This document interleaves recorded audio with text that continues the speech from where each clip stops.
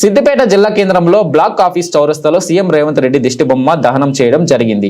నిరుద్యోగ సమస్యలపై పోరాటం చేస్తున్న బీజేవైఎం నాయకులపై జరిగిన దాడిని నిరసిస్తూ ఈ రోజు రాష్ట్ర వ్యాప్తంగా జిల్లా కేంద్రంలో ప్రభుత్వ దిష్టిబొమ్మలు దహన కార్యక్రమం.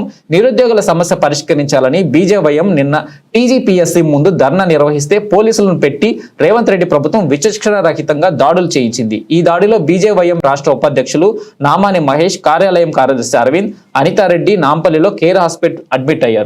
అంత కసి ఎందుకు ప్రభుత్వానికి? ప్రభుత్వానికి అందుకే గ్రూప్ 1లో 1:100 ఇచ్చే వరకు, గ్రూప్ 2, గ్రూప్ 3లలో పోస్టులను పెంచే వరకు, 25,000 ఉద్యోగాలతో మెగా డిఎస్సి వేసే వరకు బీజేవైఎం నిరుద్యోగులతో కలిసి రాష్ట్ర వ్యాప్తంగా ఉద్యమాలు నిర్వహిస్తామని, మా హక్కులు సాధిస్తామని తెలియజేస్తున్నాం. ఈ కార్యక్రమంలో బీజేవైఎం జిల్లా ప్రధాన కార్యదర్శులు చేవూరు విజయ్ కుమార్ గౌడ్, రాజు యాదవ్ మరియు బీజేవైఎం నాయకులు, కార్యకర్తలు సీను, దీపక్, సురేందర్, రాహుల్, రిషి, కార్తిక్, హేమంత్ తదితరులు పాల్గొన్నారు.